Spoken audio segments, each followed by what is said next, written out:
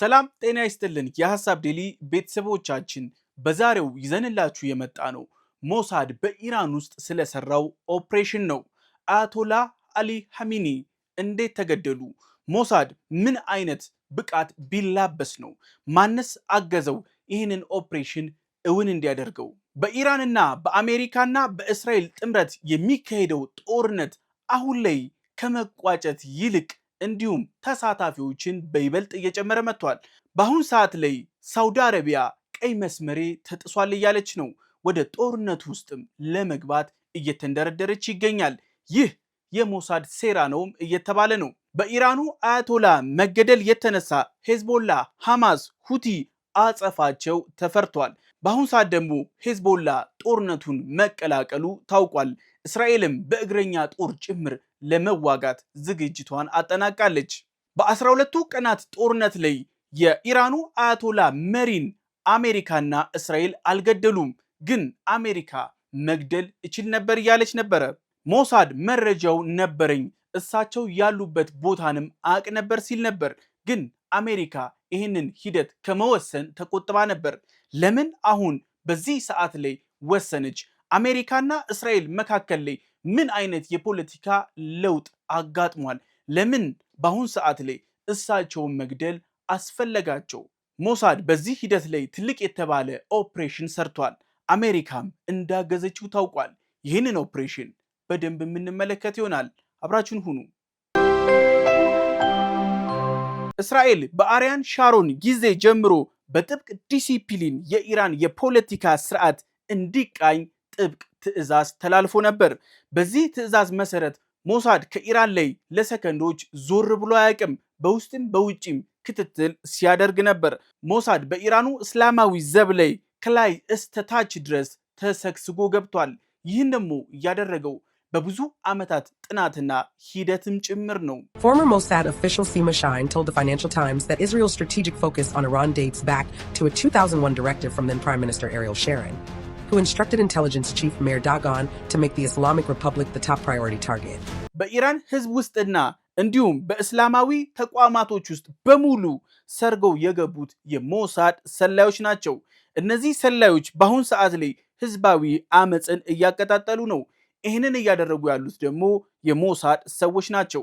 ኢራን እነዚህን እንቅስቃሴዎች ለመከታተል በሚል ብዙ ካሜራዎችን ተክላ ነበር። ብዛት ያላቸው ካሜራዎች ደግሞ በሰፊው ሲሰልሉ የነበሩት የሞሳድ ሰዎች ህዝባዊ አመፁን ሲያቀጣጥሉ ለመለየት ነበር። ኢራን እነዚህን ብዛት ያላቸው ካሜራዎች ስትተክል የነበረው አንደኛ ህዝባዊ አመፁን ለመከታተል፣ ሁለተኛ የሞሳድንና እንዲሁም የአሜሪካንን ኢንተለጀንቶች ለመከታተል ነበር። በዋነኝነት ግን የአያቶላውን ደህንነት ለማረጋገጥ ነበር። You see, Iran has built a very extensive internal surveillance system. It had installed cameras to spy on its own people, to monitor protesters and dissenters. Unfortunately for them, the same cameras were used by the enemy to spy on the regime. One camera placed at just the right angle reportedly showed something small but something very, very critical. It showed the place where Ayatollah Khamenei's security detail parked their cars. በኢራን በብዛት ሲተከሉ የነበሩት ካሜራዎች በእስራኤል ተጠልፈው ነበር። የተጠለፉት ደግሞ ከዓመታት በፊት ነበር። እስራኤል ሙሉ በሙሉ የኢራን መረጃ በእጇ ነበር። ሞሳድ የኢራንን ካሜራዎች ሙሉ በሙሉ ጠልፏቸዋል። ለዓመታትም ሰፊ የተባለ የደህንነት ግምገማም ሲያደርግ ነበር። ሞሳድ በሀገሪቱ ውስጥ ያሉትን ሁሉንም የትራፊክ ስርዓትንም ጭምር ጠልፏል። ሞሳድ ሁሉንም የእስላማዊ ዘብ አመራሮች ስልካቸውን ጠልፎ ሲያዳምጥ ነበር። Surveillance that went on for years. This is according to a new report by the Financial Times. It talks about surveillance so thorough that Israel knew Iran like the back of their hand. We're not talking about a spying operation limited to a few officials. We are talking about hacking a city's entire traffic network. ሞሳድ ትልቅ የተባለ የመረጃ ማዕከል ገንብቷል። የኢራንን የስለላ ዳታ ማከማቻዎችንም ጭምር አዘጋጅቷል። አድራሻዎችን፣ መንገዶችን፣ ጠባቂዎችን እንዲሁም ወታደራዊ ዘቦች የሚቀያየሩበትን የሽፍት ሰዓትና ቀያሪውንም ጭምር ያረጋግጥ ነበር። ሞሳድ ጎግል ማፕን ጨምሮ እንዲሁም የራሱንም ሳተላይት ዝቅ ብሎ የሚሰልልንም ጭምር አዘጋጅቶ ነበር። Over time, the Israeli intelligence built data files They call these pattern of life files. That's what they built. They gathered home addresses, commuting routes, and duty hours of these guards. It's like building a Google Maps timeline, but for a regime's inner circle. And Israel did this for years. ሞሳድ ለዚህ ስራ ደግሞ ያዘጋጀው 8200 በሚል የጠራውን ቡድን ነበር። ይህ ቡድን ኢራንን ለ24 ሰዓት ሲሰልላት ይውላል ያድራል። ይህን ደግሞ እየተደረገ ያለው ለአመታት የቆየም ዝግጅት ነበር። ሞሳድ ከኢራን የሚያገኘውን እያንዳንዱን ዳታ በኤአይ ሲያስተነትን ነበር። በዚህ ደግሞ ስልካቸውን፣ የኢንተርኔት ግንኙነታቸውን፣ ካሜራዎች እንዲሁም የሳተላይት ዳታዎችንም ጭምር በ24 ሰዓት ውስጥ እያጣራ አናላይዝ እያደረገ መረጃዎችን ያጣራ ነበር። ሁሉንም የዳታ እንቅስቃሴዎች በኤአይ እና እንዲሁም ቢግ ዳታን መሰረት በማድረግ ያከማች ነበር። አያቶላ ሙሉ የህይወት ዑደታቸውንም ጭምር ማጥናት አስችሎታል። The report says Unit 8200 fed mountains of data into AI-driven systems. I'm talking about billions of data points, phone signals, camera feeds, movement patterns, relationship maps. They use something called network analysis. What does that mean? It's basically mapping who talks to whom and who influences whom. You try to make sense of a network. And with this, they built a whole picture of Ayatollah Khamenei's daily life. ሞሳድ ለአመታት ኢራን ውስጥ ዘልቆ በመግባት እንዲሁም ሙሉ በሙሉ የኢራንን የመረጃ ስርዓት ጠልፎ ነበር። በዚህም ሂደት ሞሳድ ስኬታማ የተባሉ ኦፕሬሽኖችን አከናውኗል። ከነዚህ ውስጥም የመጀመሪያው ሞሳድ የኢራንን የኒውክሌር ሳይንቲስቶች እንዲሁም ወታደራዊ አዛዦች ሙሉ በሙሉ ለቅሞ ጨርሷቸዋል። ይህንን ደግሞ ማድረግ የቻለው ሞሳድ ለአመታት ዘልቆ በኢራን ውስጥ በመግባቱ ነው። በ12ቱ ቀናት ጦርነት ላይ ሙሉ በሙሉ የኢራንን ሳይንቲስቶች ለቅሞ ጨርሷቸዋል፣ እንዲሁም ወታደራዊ አዛዦችንም ጭምር። ግን ሐሚኒን ከመግደል ተቆጥቦ ነበረ። እስራኤልና አሜሪካ አዲስ የፖለቲካ ስሌት አስልተዋል። ይህ ደግሞ አያቶላውን መግደል ነው። አያቶላውን መግደል ደግሞ ብዙ የተባለ መዘዙን ይዞ ይመጣል። የመጀመሪያው ዓለም አቀፋዊ ተቃውሞም ሊገጥማቸው ይችላል። እነዚህን ዓለም አቀፋዊ ተቃውሞች ለማስወገድ ደግሞ ስራ ሰርተዋል። የመጀመሪያው ጦርነቱ አረብ ሀገራት እንዲሳተፉ ማድረግ ነው። ይህንን ደግሞ ለማድረግ የኢራንን እስላማዊ ዘቡን አረብ ሀገራቶችን እንዲያጠቃ መረጃ ማዛባት ነበረ። በአረብ ሀገራት ያሉትን የእስራኤልና የአሜሪካንን ባለሀብቶችን እንቅስቃሴ ዱካ በማጥናት እስላማዊ ዘቡ ጥቃት ሲሰነዝር ነበር። በዚህም የተነሳ ሳውዲ ወደ ጦርነቱ እገባለሁ ስትል ድረስ አስደርሷታል። ሞሳድ ይህንን ስራ ባይሰራ አያቶላውን ቢገል ኖሩ ከአረብ ሀገራት ግዙፍ የተባለ ተቃውሞ ይደርስበት ነበር። በሁለተኛነት ደረጃ አያቶላውን በዚህ ሰዓት ላይ መግደል ለምን አስፈለገ? በዚህ ሰዓት ላይ አያቶላውን መግደል ያስፈለጋቸው በሀገር ውስጥ አመጽ አቀጣጥለዋል። የሞሳድ ኤጀንቶች በሰፊው ኢራን ውስጥ ያለውን አመጽ በበላይነት ከፊት ለፊት ሆነው በግንባር ቀደምነት ሲመሩ ነበር። አሁን ምቹ ሰዓት ነው ያሉትም ከውጪ ያለውን እንቅስቃሴ ኢራንን ከአረብ ሀገራት ጋር ግልጽ ጦርነት ውስጥ እንድትገባ እያደረጉ ነው። በውስጥ ደግሞ ያላቸውን የአያቶላውን ተቀባይነትን በህዝባዊ አመጽ ስላዳከመው ነው ይህ ሰዓት ምቹ ሰዓት ነው ብሎ ሞሳድ ያሰበው። Even during last year's 12-day war, when Israeli strikes eliminated nuclear scientists and senior military officials, Israel did not attempt to kill Khamenei. This time, officials suggest the political calculation had shifted. ሞሳድ ጥቃቱን ሲያቀድ ቀድሞ የኢራንን ኔትወርክ ሙሉ በሙሉ ተቆጣጥሮ ነበር።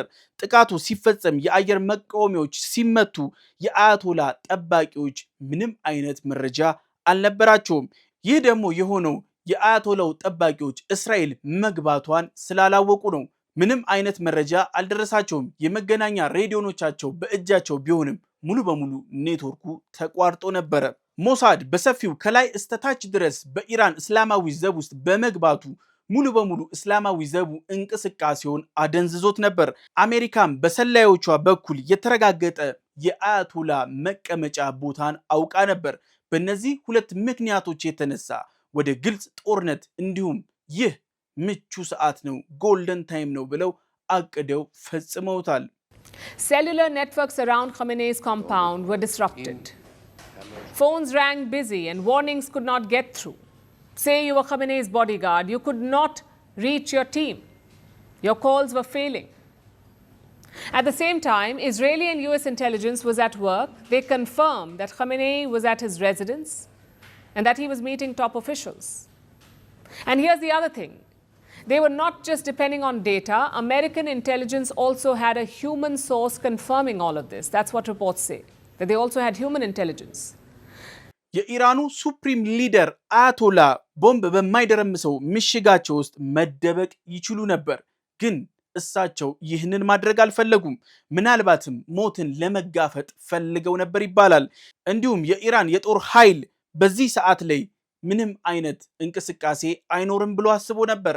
እስራኤል ሙሉ በሙሉ የኢራንን የስለላ መዋቅር ስለያዘችው እስራኤል ሁሌም የምታጠቃው ማታ ነው የሚል መደምደሚያ ይዘው ነበር። እስራኤል ግን በቀን አያቶላን ገለዋለች። But apparently he refused to go to a bunker. He wanted to die as a so-called martyr. What Tehran did not anticipate was the timing. They did not think that the strike would come in the morning. They did not think that it would happen in broad daylight. በኢራን በአሜሪካ እንዲሁም በእስራኤል መካከል የተፈጠረው ግጭት እሳቸውን ገሏቸዋል። ግን በዚህ ሂደት የሚቋጭ አይሆንም። ምናልባትም የጦርነቱ መጀመሪያ ይሆናል ተብሎ ይጠበቃል። አሜሪካ የአውሮፕላን ተሸካሚ መርከቦቿ በኢራን ድንበር አቅራቢያ የመጀመሪያውን ስራ ሰርተዋል። የኤሌክትሪክ ሞገድም በሰፊው ወደ ኢራን ሲለቁ ነበር። ይህ ደግሞ የኢራን ኮሚኒኬሽንን ሙሉ በሙሉ እንዲቋረጥ አድርጎታል። አሜሪካ የጦር ሽፋን በመስጠት የአየር መቃወሚያ ስርዓቶችን ሙሉ በሙሉ በማደንዘዝ የእስራኤል ጦሮች ገብተው አውድመውታል። ይህ ሁሉ ሲከናወን የኢራን እስላማዊ ዘቡ ምንም አይነት መረጃ አልነበረውም።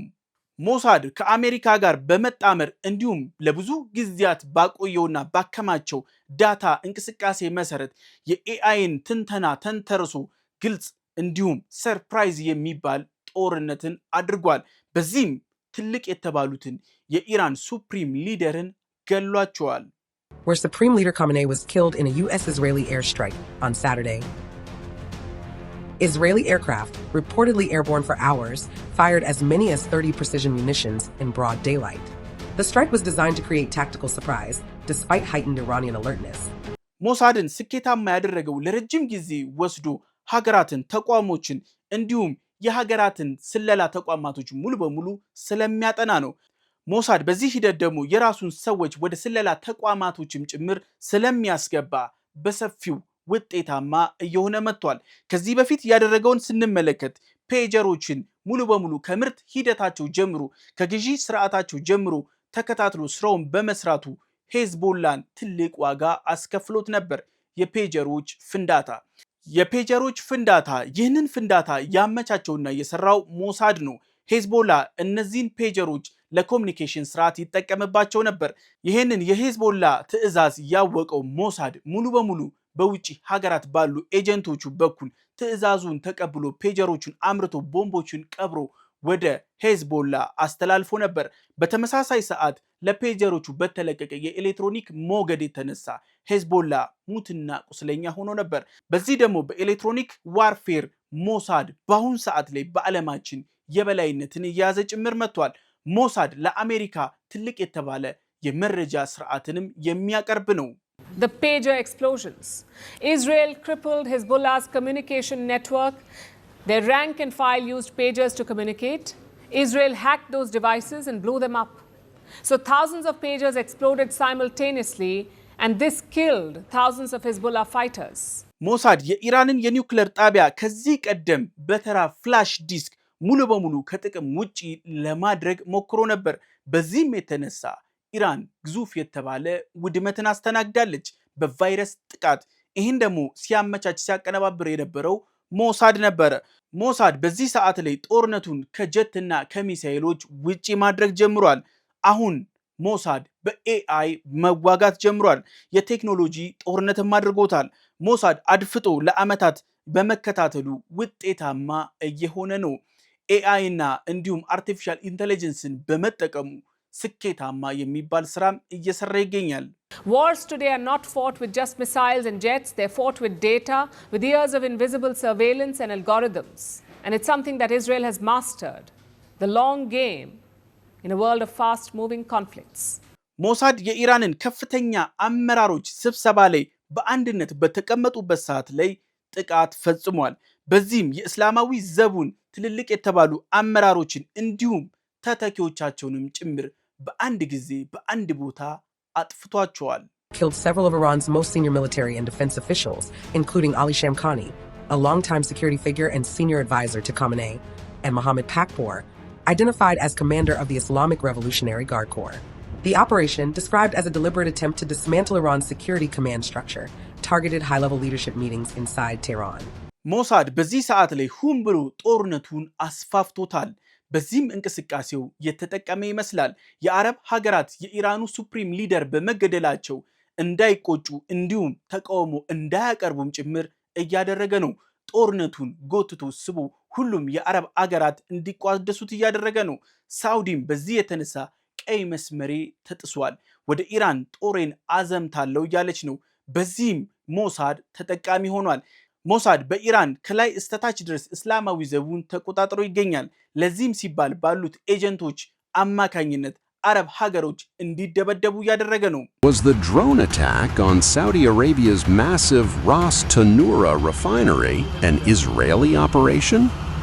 An Iranian military official has claimed that the attack on Saudi state oil giant Saudi Aramco's refinery was an Israeli false flag operation, marking a new twist in the ongoing war in the Middle East. ሞሳድ ሚስጥራዊ የተባሉ ስለላዎችን በውጪ ሀገራት በስፋት ያከናውናል። በዚህም ስኬታማ የተባለ ነው። በ2010 እንኳን ብንመለከት በዱባይ የሐማስን አዛዦች ገሏቸዋል። በዚህም መረጃው ሲጣራ ሞሳድ እንደሆነ ዱባይ አረጋግጣለች። Understanding Mossad's historical role is essential in assessing plausibility. Mossad has a long reputation for conducting covert operations abroad, including surveillance, sabotage, and targeted assassinations. Some of its operations have later become public through investigative journalism or foreign government disclosures.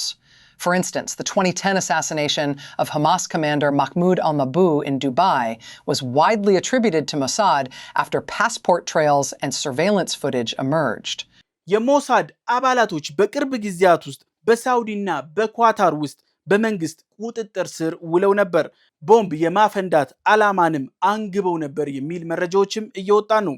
አሜሪካዊው ጋዜጠኛ ታክር በዚህም እንቅስቃሴው ላይ ሲቆጭም እንዲሁም ማስተባበያም ሲሰጥ ነበር። ለሞሳድ ሰላዮችም ደረቱን ነፍቶ ሲከራከርላቸው ነበር። ግን ሁለቱ ሀገራት በይፋዊ ምላሽ ባይሰጡበትም የመረጃ ስርዓታቸው እንዲሁም መረጃዎች እንደሚጠቁሙት ከሆነ የሞሳድን ኤጀንቶች በቁጥጥር ስር አውለዋል። American political commentator Tucker Carlson released a video statement claiming that authorities in Saudi Arabia and Qatar had arrested operatives belonging to Mossad. According to his account, these operatives were allegedly planning bombing operations inside those Gulf states. The implication of such a claim is enormous. ኢራን ከአያቶላው ግድያ በኋላ እስራኤልን ሰርፕራይዝ ብላታለች። በዚህም እንቅስቃሴዋ ኢራን የኔታንያሁን ቢሮ ጨምሮ አብዛኛውን ወታደራዊ ማዘዣ ጣቢያዎችንም ሙሉ በሙሉ አውድማለች። ግዙፍ የተባለ ውድመትን እስራኤል በዚህ ሰዓት ላይ እያስተናገደች ይገኛል። እስራኤል ንጹሃን ተገለውብኛል እያለችም ነው። When I stand here in a place that was bombarded by the terrorists in Tehran against innocent civilians, you see the difference. The tyrants of Tehran target civilians.